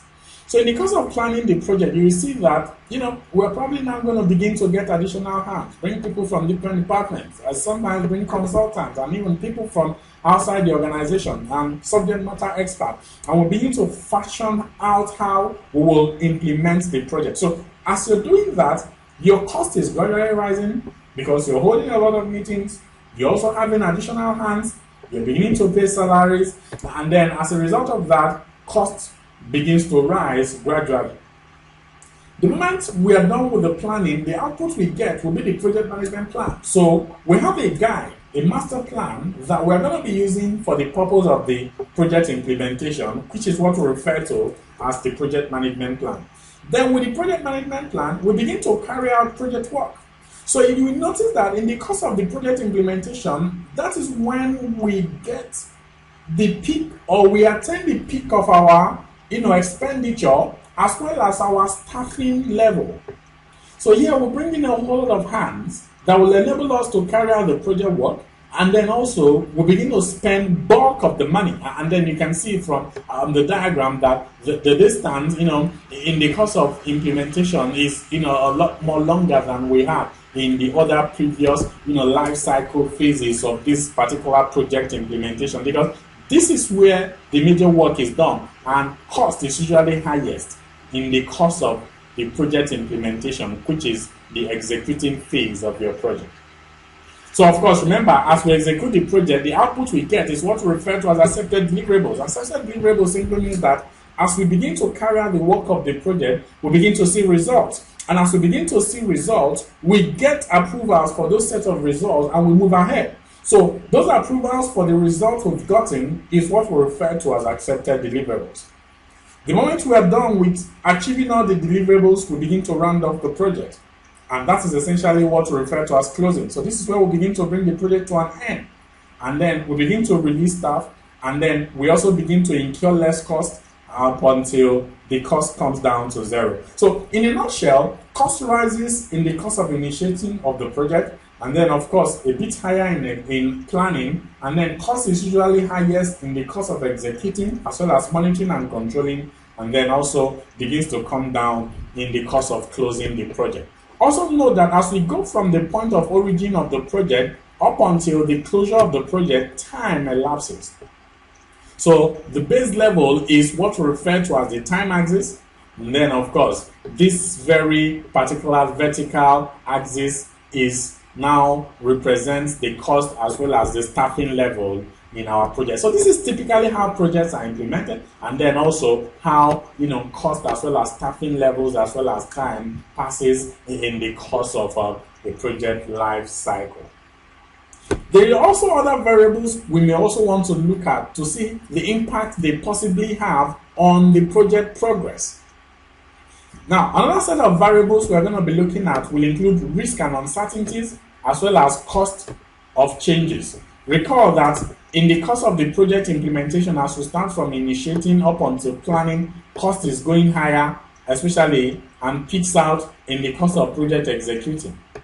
But then when it comes to risk and uncertainty, risk is usually highest in the course of the initiating of the project. Please note this for the purpose of the exam, because you get to see that when a project is starting, that is when we have the highest level of uncertainty, and then also risk is at its maximum at that particular point in time.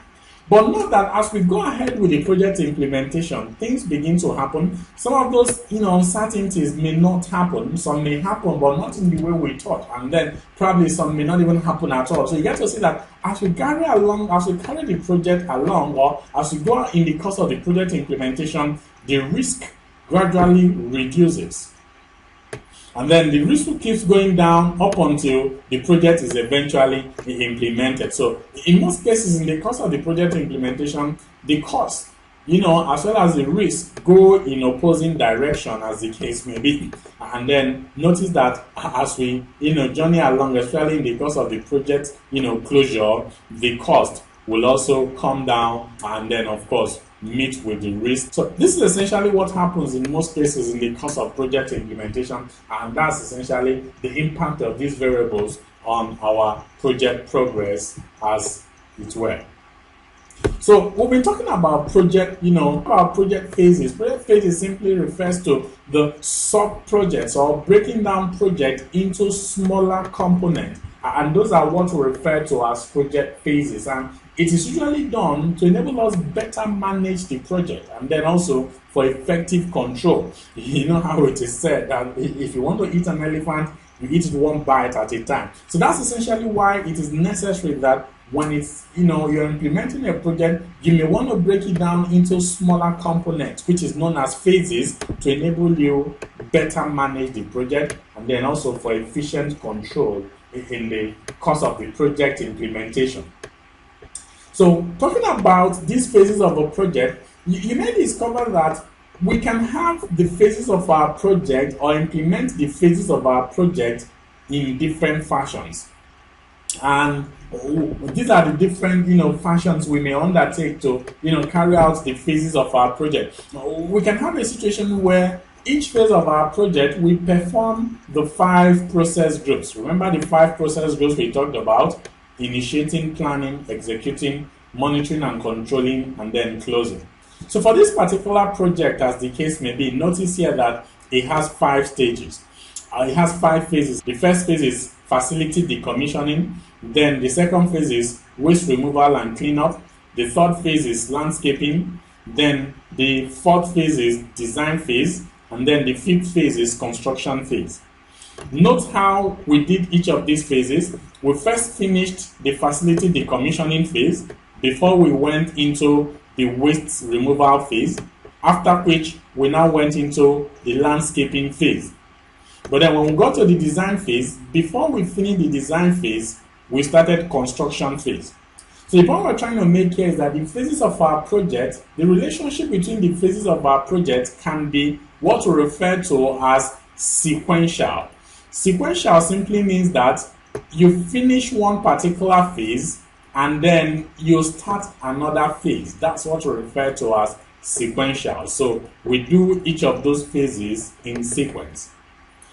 We can also have what we refer to as overlapping relationship, which is what we have in the second example. Overlapping relationship is a kind of relationship where before a particular phase finishes, another phase starts. And that's what we refer to as an overlap or overlapping relationship. As remember, we said before a particular phase finishes, another phase starts. And we refer to that as overlapping relationship.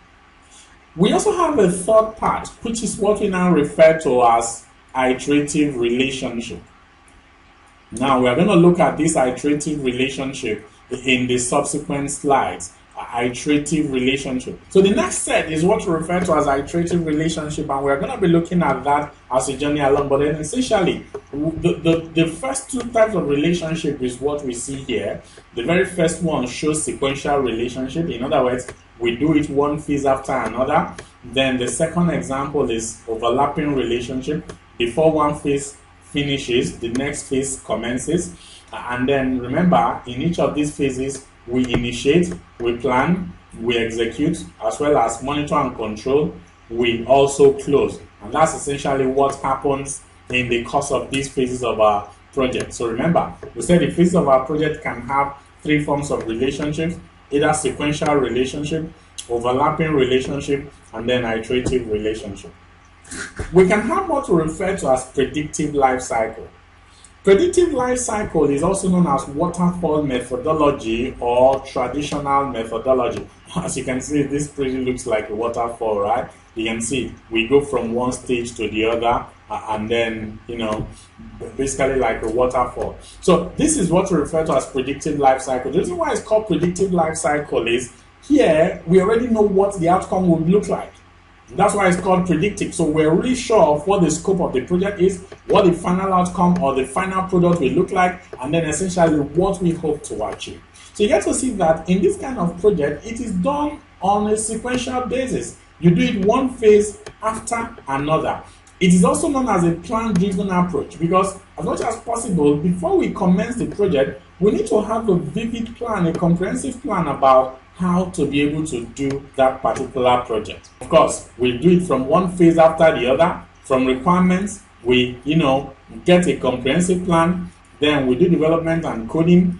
We now do our quality assurance. And then we implement. And then, of course, we talk about the maintenance and then the support. So remember, we said predictive life cycle, also known as waterfall or traditional methodology, is plan-driven approach, and then it is used when the scope of the project is clear. But then, aside from the predictive approach, we also have what we refer to as iterative or incremental life cycle. In iterative or incremental life cycle, here we carry out the project via what we refer to as using iterations.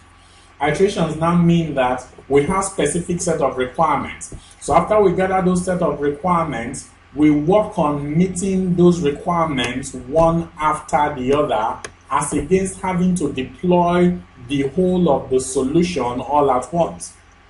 A good example is in software development. For example, senior management asks us to come up with a communication tool that will enable members of staff to relate with one another in a lot more efficient manner. Now, we can decide to come up with a chatting software, but then also note that in that particular chat software, we also have other specific requirements contained therein, which includes the fact that team members should be able to share files, share pictures and photographs as the case may be. And then also team members should be able to place call on that particular platform as well. and then it will also perform other functions like keeping logs or keeping records of. So instead of we having to do it like we mentioned earlier on in a predictive life cycle, where we gather the whole set of requirements, come up with a comprehensive design about all of these requirements that I've mentioned, the chart, the call, the uploading of files, and then also the record keeping, and then before we go into development, and then check, and then deploy. It's probably going to take a whole lot of time for us to be able to implement all of that, especially if at the moment we do not have the capability, and then also if the project is one that we need as soon as possible. It may take a whole lot of time to go through all of these phases that we've talked about one after the other, figure out all of these components or how we're going to meet all of these requirements, and then before you now start doing them to accomplish them. So that's essentially what the iterative or incremental life cycle now helps to manage. So what we now do here is we manage via what we refer to as iterations. We meet those requirements one after the other. So we could simply develop that very software, as the case may be, and the very first version of it will meet our first requirement, which is to enable users to chat with one another. So we have version 1, it only supports chatting. And then after that, we go and do the version 2, which is meeting the second set of requirements, which we now talked about is ability to share files and then also share photographs and other media via that particular solution. So once we have done all of that, put the requirements in place, designed it, implemented it, and tested it, once it's working, we go to the next iteration, which is the third iteration. Here we now talk about how to be able to place calls via the platform. So here we're talking about version 3 of that particular software. And then we now talk about the final version, which may be a fourth version. And then in this particular fourth version, it meets all the requirements, or as we know it for this moment, it means we can also, keep logs and then also archive documents with that particular, solution. So the point we're trying to make is when it comes to iterative simply means, meeting the requirements one after the other in what we refer to as rapid iterations. And like I said, it helps in quick deployment of project and then also in being able to accomplish projects in a faster way as against the traditional method. This method is used when the scope of the project is really not very clear, and then also there's room for improvement. Now there are different types of iterative life cycle and different ways we can apply those iterative. One of it includes what we refer to as adaptive or agile life cycle. So in adaptive or agile life cycle, we carry out the project implementation in what we refer to as sprints. Sprint, of course, is a shorter life cycle compared to the iterations we discussed here. So what we now do under sprint is, as much as possible, we go through all of the 5 processes of that particular project, as the case may be, and then come up with the very first design of that particular solution. And then once we're done with that, we go to the next sprint, and then once we're done with the second sprint, we move straight ahead to the third sprint. So the reason why it's called agile or adaptive life cycle, this is also a form of iteration, but then seeks to be a lot more faster than the traditional iterative or incremental life cycle that we had earlier on. And that's basically what the adaptive life cycle or agile methodology puts into consideration. So here it is amenable to change, and that's why in many cases this is referred to as a change-driven approach.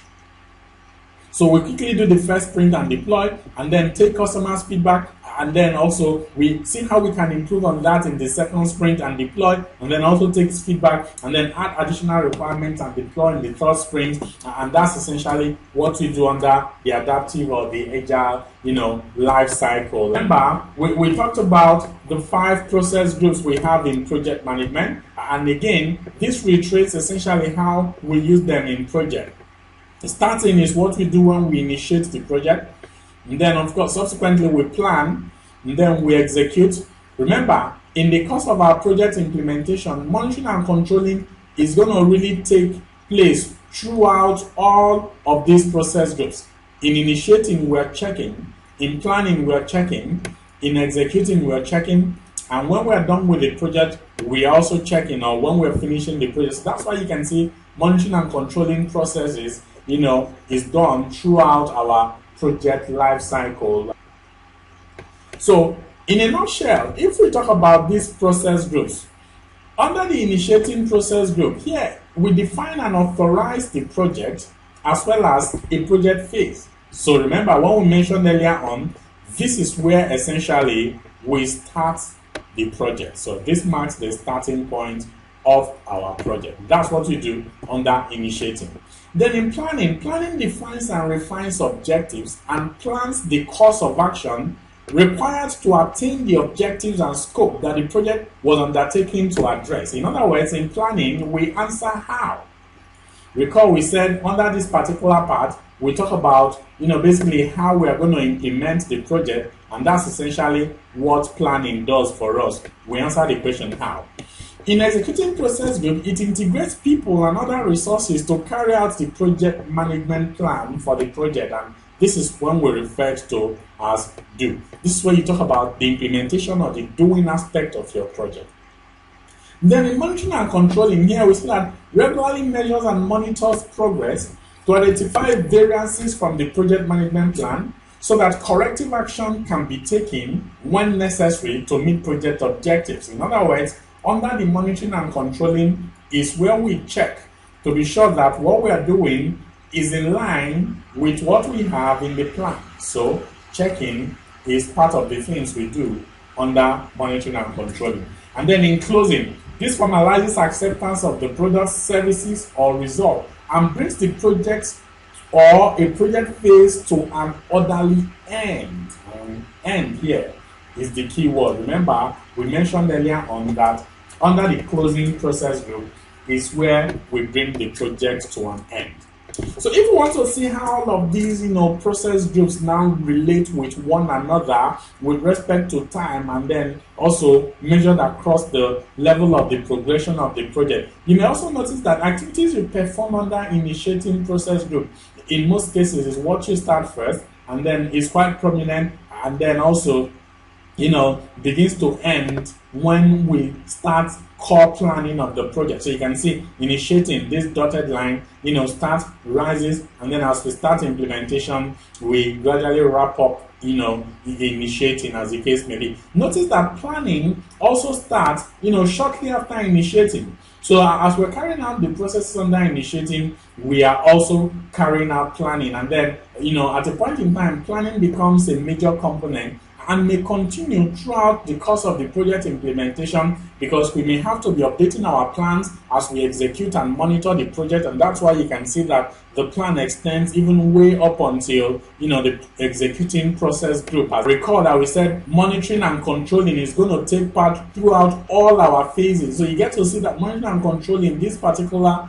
set of dotted lines, cuts across all the 5 process groups or all the process groups that we have because we monitor and control across the life cycle. Then executing starts shortly after planning. So you can see this is planning and then you can now see executing, that's the bolded dotted line. And then as we now plan in detail, we also execute in detail, and at the point in time, we now begin to execute solely based on what we have in the plan. And then as we journey along, as time goes on, we are gradually rounding up executing, and as we are getting closer to the closing process group, we are rounding up with executing. And then remember, once the project commences, which is executing, also at that particular point in time, closure begins, because the moment we start executing, when the client begins to accept the deliverables that we achieve in the course of executing the project, we are gradually closing. And that's essentially what you're seeing here in these other dotted lines. And then, of course, closing is the very last thing that we now do. So this is essentially how all of these processes integrate with one another and then also comes together to enable us successfully implement a project. All right, it has been actually a very exciting moment, and you get to see that in this particular chapter, which is project management framework, we started by defining project. I want to still remember, if you remember the definition for project, we said that project is a temporary endeavor undertaking to create a unique product, service, or result. We also looked at operations, and we said that operations are repetitive, ongoing, and then they produce the same result.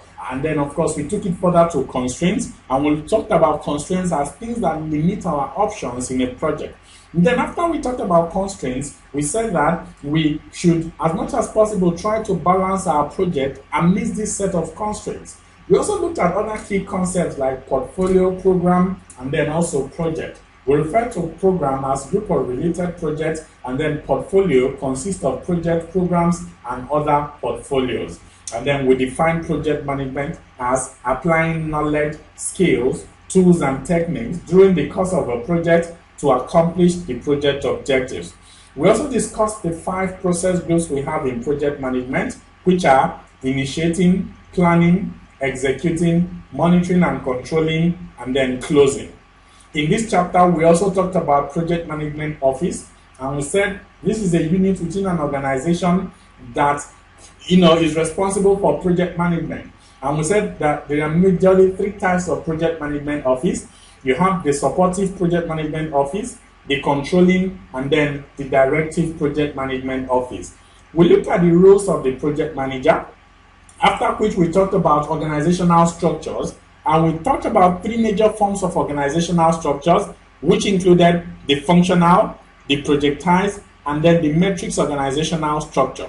The matrix organizational structure was further divided into 3, which are the strong, the balanced, and then the weak matrix. After we talked about these organizational structures, we looked at their advantages as well as their disadvantages, and then we now looked at the different forms of other concepts. Other concepts we looked at included organizational process assets, and we said that organizational process assets refers to assets that the organization owns that can enable us to successfully implement our project. We also talked about enterprise environmental factors, and we said that these are factors that are not within our control in our project. We talked about project stakeholders, and we said that stakeholders are folks who are interested, impacted, or involved in our project. And we said that project deliverables are outcomes or results that we achieve after we implement a project. We also said that the phases of our project can have 3 forms of relationship, which are sequential, overlapping, and then iterative relationship. And under the iterative relationship, basically, we looked at the adaptive or agile life cycle, where we talked about projects are implemented in sprints. And we said that this is adopted to enable speedy implementation of project, and is usually used when the scope is not very clear, which is totally different from the predictive life cycle, which is done sequentially. In other words, this is a plan-driven approach where we implement the project based on a comprehensive plan or design. Finally, we now looked at the project management process groups and explained them in detail, and then we talked about how all of these process groups relate with one another. Thank you so much for listening. I hope this particular video has been informative for you. We look forward to seeing you in the next module. Thank you so very much.